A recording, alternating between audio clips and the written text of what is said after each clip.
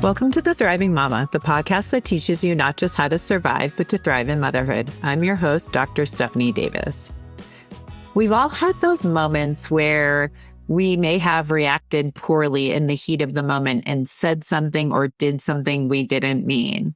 And that is because when you're really stressed out or, your emotions are high, your brain, especially your frontal lobe, becomes kind of saturated with kind of stress chemicals that perpetuate that feeling. I can remember this one time when it was back in school, and I had some of the tools that I have now, but I didn't have all of the tools. We may have reacted poorly in the heat of the moment and said something or did something we didn't mean.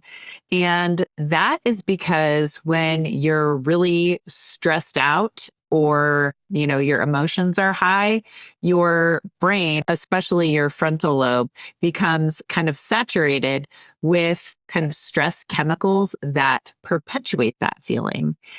I can remember this one time when it was back in school, and I had some of the tools that I have now, but I didn't have all of the tools. And a good friend of mine, we got onto a conversation, and it was about religion.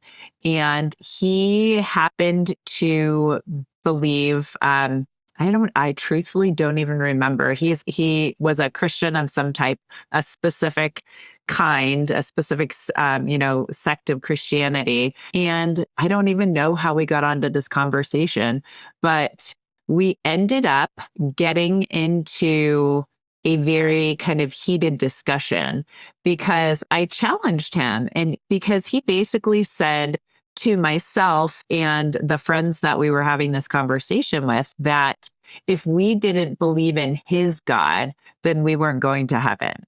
And I was like, how can you believe that when there are so many other religions out there that exist, and one of the, primary tenets behind almost one of the threads that ties them all together is, just being a good person and loving each other and, all of that type of stuff. I was like, doesn't that really just fly in the face of, what not just your religion is saying, but what they're all saying? And he got really angry. And to be fair, he had a lot of trauma because he was a war vet, but he got like drill sergeant, got up in my face, like literally this close, inches from my face, and was like, because I'm right, because my religion is the right religion, and that's my truth. And I'm like, okay. And I remember in that moment, as he stood up next to me, first of all, I was like taken aback because he was a really nice, gentle, kind of kind person. And I'd not really ever seen that side of him. But just intuitively, I was like, he is reacting. He's not really thinking. He's feeling, he's not thinking this through. I don't think it was his place to come at everyone from a place of judgment. So I thought of that. And then when we were like sitting there face to face, I just took a breath and I was like, why do I like him? Why are we friends? Like all of the positive things I can think of so that I didn't overreact myself and meet his kind of judgment and anger with the same. And I said, that's fine. That's okay if that's what you want to believe. And I'm like, still love you, and gave him a hug and ended up walking away. So today we're going to get into kind of the mechanism of what I did in that moment, even though officially I was not trained back then. I just kind of intuitively did what was coming to me to try to, diffuse the situation, to not escalate it. And so today we're going to be talking about using gratitude and connection as a tool for diffusing heated moments or stressful moments, because we've all been there. We've had a bad day things have gone wrong, glasses breaking, dishes breaking, kids not listening, issues happening at work, all the things. And all of that builds. And sometimes you just snap, and that's totally okay. But we end up reacting a lot of times poorly to the people who we love the most or people we care about. And so having the tools to deal with that is really, really important. Instead of reacting poorly, how can we show up in a better way? And I always say this, if you do overreact or react poorly, apologize afterwards. It's pretty profound and important to apologize when you're wrong. And so many people don't do that anymore because that's you taking responsibility for yourself and your emotions. So it will give you that caveat. Today, we are going to talk about how exactly to tap into connection to immediately diffuse a situation, why layering gratitude magnifies that sense of connection to shift your physiology away from feelings like anger, frustration, and stress, and one quick exercise that helps everyone from adults to children find peace in difficult moments. If you're curious as to if you have any stored emotions or trauma that might be causing your illness, preventing you from achieving your goals, or even just showing up as the best, most authentic version of yourself, I invite you to take my free Stored Emotions and Trauma quiz. You will find that link in the show notes. So back to that story about my friend. So yeah, in that moment, it made me realize that we largely have not been given many tools to handle situations like that. Generally, frustration, anger, all of those types of emotions are often met with the same by the person who is receiving them because they get automatically defensive. So there are ways we can quickly diffuse the situation or de-escalate it. And so it's really, really important because even this past Christmas, I had a very intense 2024, wasn't really feeling the holidays, and I just needed a break. And I got that at the end of the year. But at first we had some relatives visiting, which normally I would be super excited about, but I was tired. And I just wanted to decompress and unplug. And it just so happened that there were occasionally little comments that were made, like somebody made the comment of, doing like this was males talking to males, doing something like a girl. And I was like, that could not be more just degrading and demeaning, and just don't say that. I recorded a podcast with my friend the other day, and we were talking about that example. And normally neither of us want to tell people what to do, but that is just not something good to say. Not only is it just demeaning to the male that it was directed at, but it's also demeaning to females across the board. And it's just not okay, because you want to know what?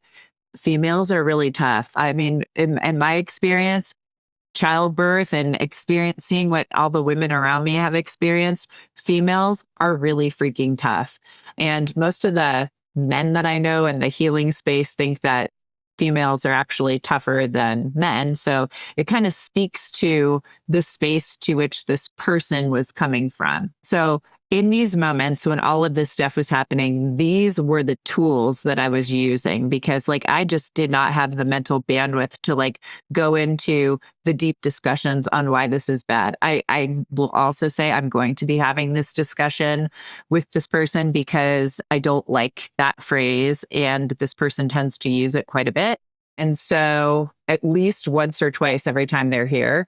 And so I'm going to have a conversation, but I just did not have the emotional bandwidth at that moment. So instead of, just going back at this person, I decided I was just I'm just going to, use my tools, deal with this in the moment, and then, we'll move on. So this is typically what I recommend for people to do instead of, reacting. We want to diffuse the situation. So number one is connection.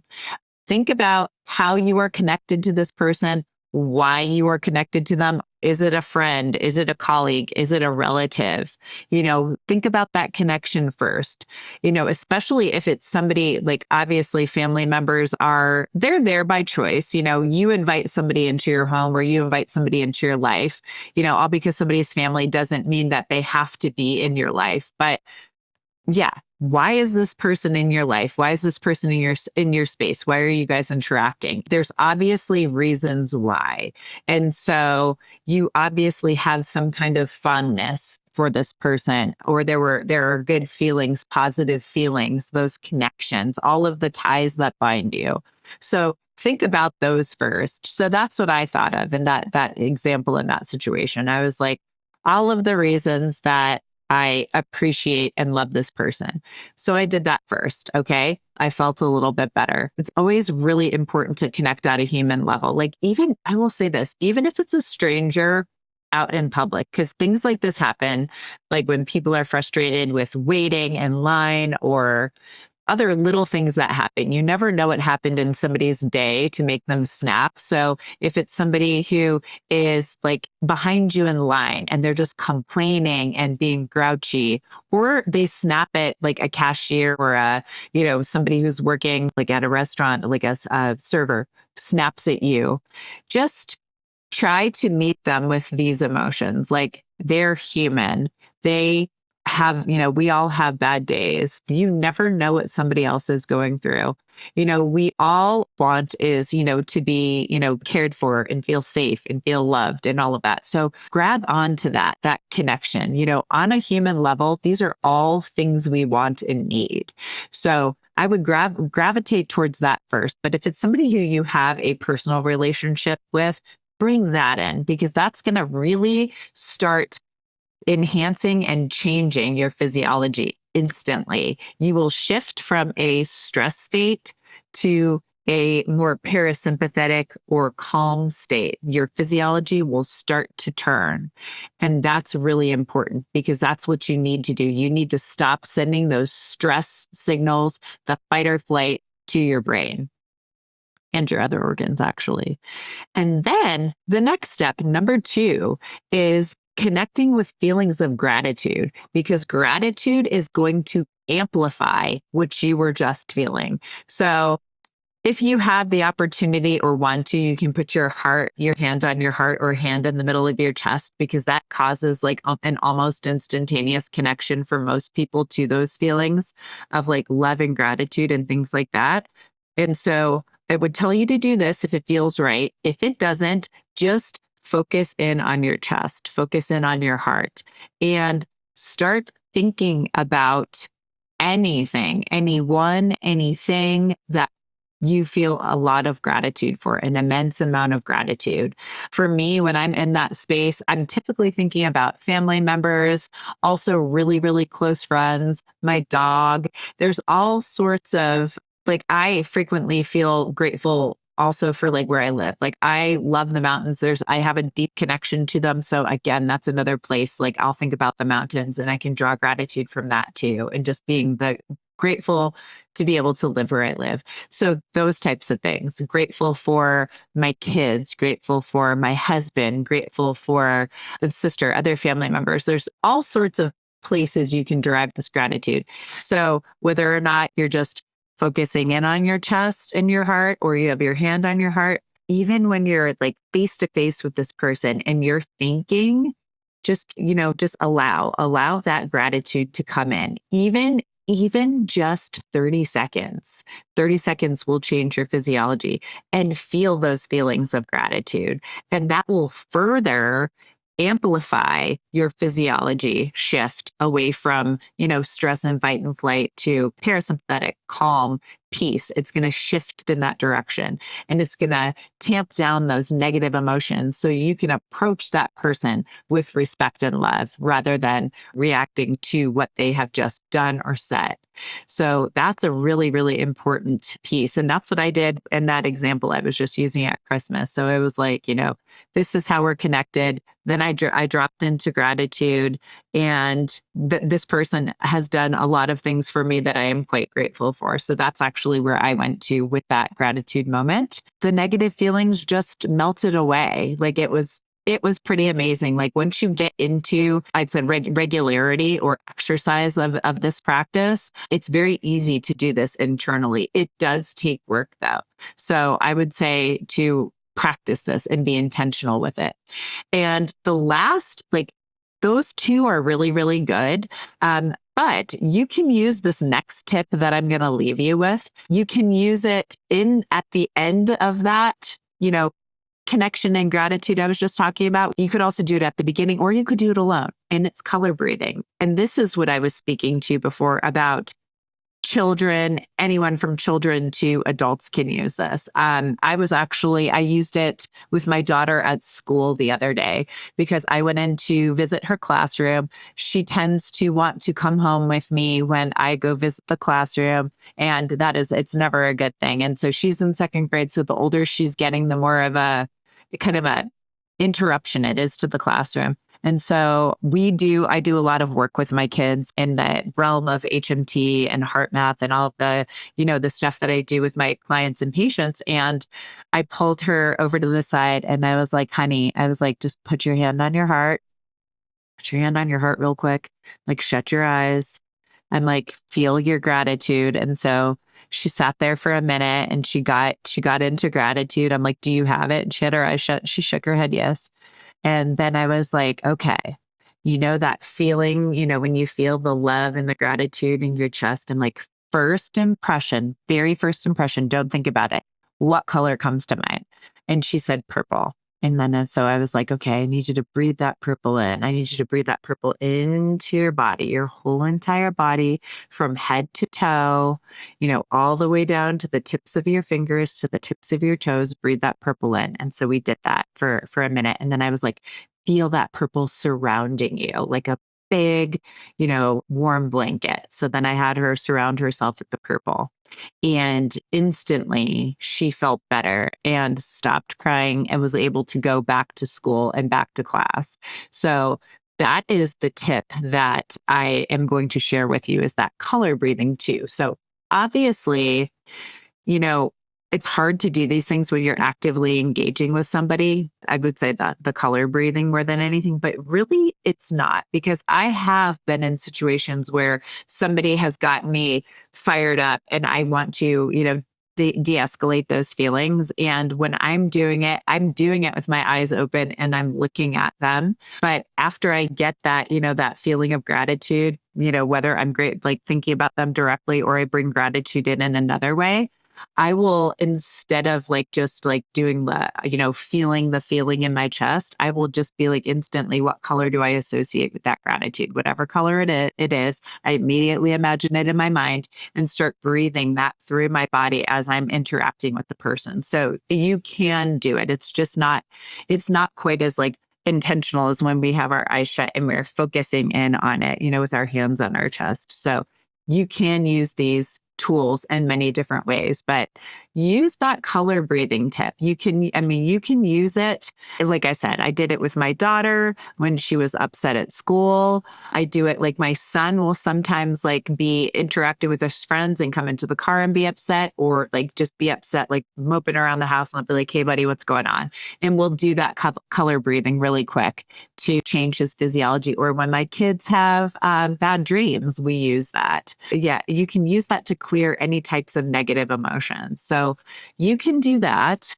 And you can also do it like if you're feeling like not so positive, if you're, just interacting with other people and it's not going the way you want it to, do that color breathing.